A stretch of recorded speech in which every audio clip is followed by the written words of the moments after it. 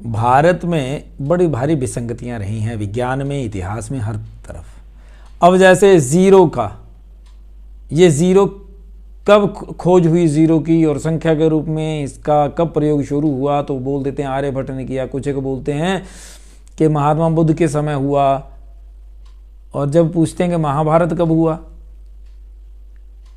और अगर तभी हुआ तो फिर महाभारत में अगर किताबें हैं और इवन उससे भी पहले जो वेदों में संख्याओं का विवरण है वो कहाँ से आया, ज़ीरो कैसे प्रयोग कर लेते थे वो।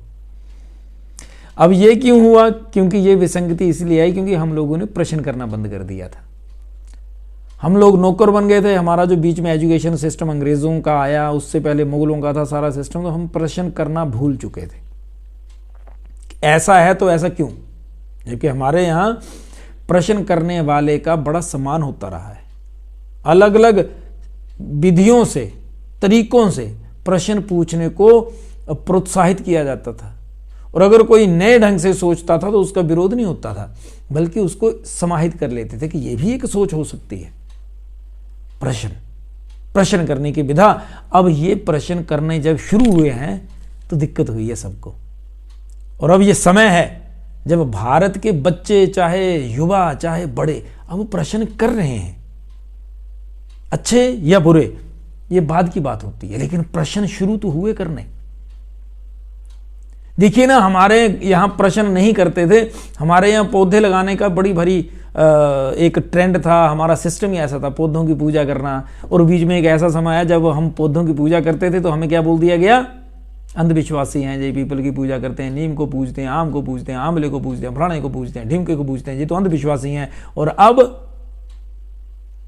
अब जाकर के जब लोगों ने प्रश्न करना शुरू करा, भाई साहब पेड़ को पूजने वाला अगर अंधविश्वासी है तो प्लास्टिक के पेड़ को जो पूजते हैं, वो मोमबत्तियां जला करके जो पूजते हैं, वो हम तो दिया जलाते हैं ना, अंधविश्वासी हो गए। वो जो मोमबत्ती जलाते हैं और जो शराब पिला देते हैं, मतलब कुछ भी। प्रश्न करना बड़ा जरूरी है। अपने आप से भी, जो बच्चे हैं, स्टूडेंट्स हैं, वो अपने आप से प्रश्न करें कि आज मैंने क्या इंप्रूव करा।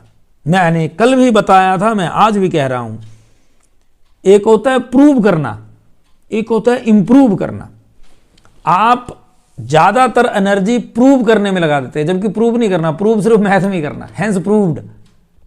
रियल लाइफ में तो रोज इंप्रूव करना है, और मैं कितना इंप्रूव कर पाया हूं। अगर ऐसा कर पाते हैं तो आपका जो आपने टारगेट निर्धारित करा है, लक्ष्य निर्धारित करा है, आप उसके नजदीक हो जाएंगे। और अगर कहीं आप सिर्फ बहसबाजी में हैं तो याद रखिएगा, बहस ज्यादा करने वाला बंदा किसी को फॉलो नहीं कर पाता और संगति भी नहीं कर पाता किसी की। और रंगत तो तभी चढ़ेगी जब संगत होगी। याद रखिएगा, संगत करिए। जो आप बनना चाहते हैं उस तरह के लोगों की संगत करिए। अपने बच्चों को भी जो बनाना चाहते हैं वो बातें बताएं, वही बातें करें। आपको पता चल जाता है कि रंग चढ़ रहा है, होता है ना। तो क्या है, बच्चे कई बार गलत व्यवहार करते तो बोलते तो उसके साथ घूम रहा था। ऐसा ही अपने साथ भी होता है।